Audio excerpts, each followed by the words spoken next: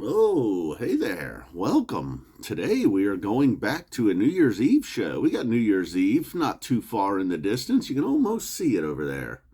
Well, this one was December 31st, 1994 for channel member Wally P., the Boston Garden. Not the final show at the Boston Garden, the final Phish show at the Boston Garden. However, in April of 95, Tom Petty and the Heartbreakers and Page and Plant rocked the Garden. And then sadly, the Grateful Dead were scheduled to perform there in September of 95, a series of shows called Let's Tear This Old Building Down. Unfortunately, Jerry never made it to those shows. Moment of silence for Jerry all these years later in the shows that could have been at the Boston Garden. It's actually a very cool idea. Let's tear this old building down. That would have been awesome. I'm not even a Dead fan, and I love that. So let's get to the hot dog show. That's what this was, the New Year's Eve Boston hot dog show.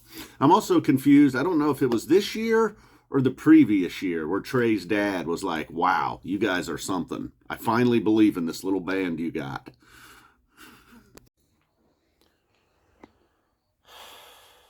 What are you doing?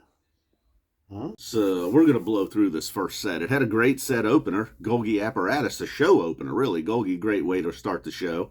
Golgi NICU. Then Tom Marshall. Another visit from Tom Marshall, just like the previous show we recapped. This time Tom comes out early in the show for Run Like an Antelope. And then some hits, Glide, Mound, a very good Peaches and Regalia played, Divided Sky.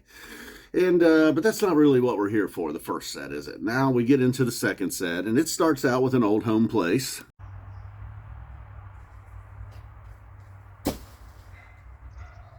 But then, really, the show gets going. Our first major highlight of the night was Maze. And while this was not, I wouldn't quite say it was a Type 2 Maze. There were moments that were perhaps Type 2.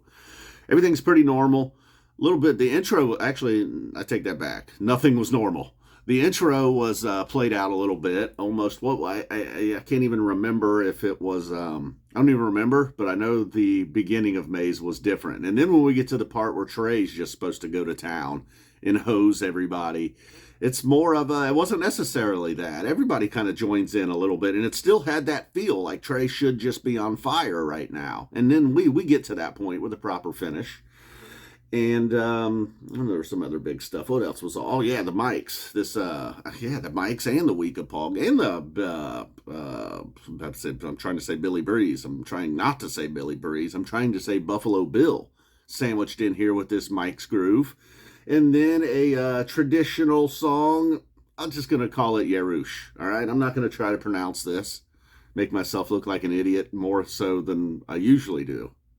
So we get a Yerush leading us into a big, powerful Week of Paul groove. Amazing Grace, why do they do this? Is there anything worse than them doing an a cappella Amazing Grace?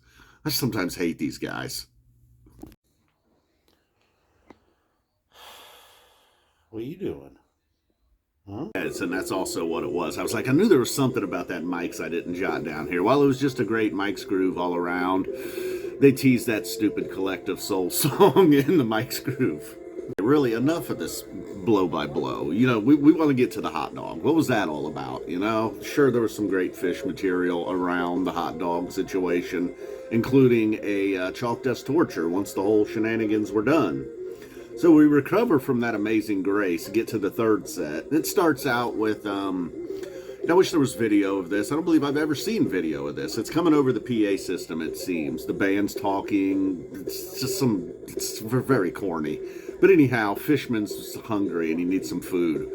And they're going to bring him a hot dog, some fries, and a drink on stage. They start to play My Sweet One. It's interrupted. The food's here. 2001, I'm guessing, is when the hot dog is coming out. There is very, very brief footage of them entering the hot dog in 94.